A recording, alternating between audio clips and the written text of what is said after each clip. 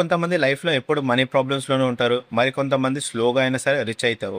Same 24 hours ఉంటాయి. Same country, same opportunities almost okay.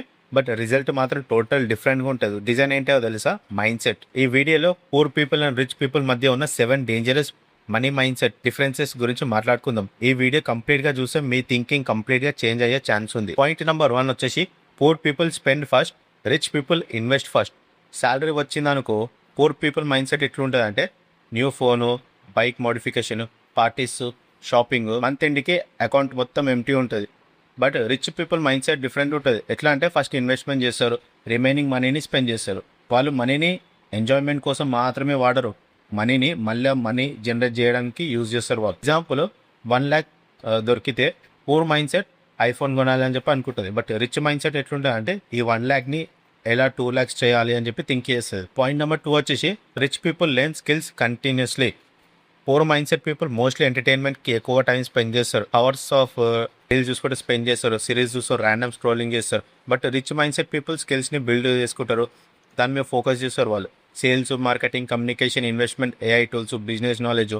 Okay, business వాళ్ళకి తెలుసు, because వాళ్ళకి తెలుసు high income comes from high value skills అని చెప్పి. ఓకే, డిగ్రీ ఎలాన్ లైఫ్ని చేంజ్ చేయదు బాస్. మార్కెటింగ్కి యూస్ఫుల్ స్కిల్స్ ఉంటేనే ఆటోమేటిక్గా మనీ వస్తుంది. పాయింట్ నెంబర్ 3 వచ్చేసి poor people by liabilities, rich people by assets. ఇది చాలా ఇంపార్టెంట్ పాయింట్.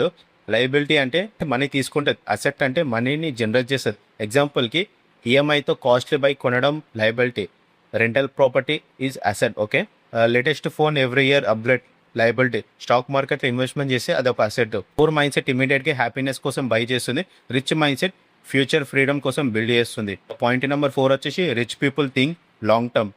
పూర్ మైండ్ సెట్కి ఇమీడియట్గా comfort is important, rich mind సెట్కి future is important. Example, today hard work చేస్తే 5 years తర్వాత ఫ్రీడమ్ ఉంటుంది. బట్ చాలామంది ఇన్స్టెంట్ రిజల్ట్స్ కావాలని చెప్పి అనుకుంటారు.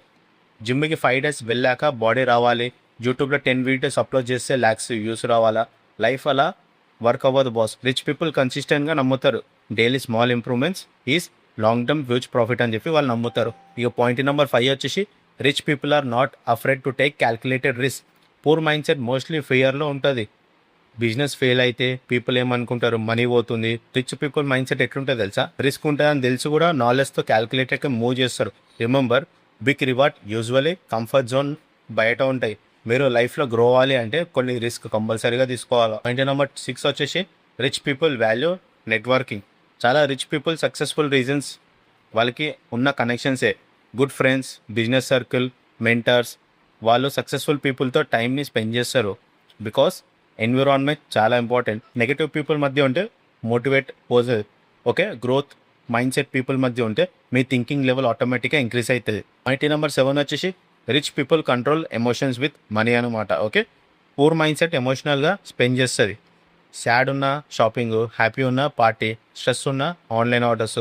But rich people mind set డిసిప్లిన్గా ఉంటుంది. మనీ డెసిషన్స్ ఎమోషన్తో కాదు, లాజిక్తో చేస్తారు. అందుకే వాళ్ళకి ఫైనాన్షియల్ స్టెబిలిటీ ఉంటుంది. ఫ్రెండ్స్, రిచ్ అవ్వడం అంటే ఓన్లీ ఎక్కువ శాలరీ కాదు, మైండ్ సెట్ ఈస్ ఇంపార్టెంట్.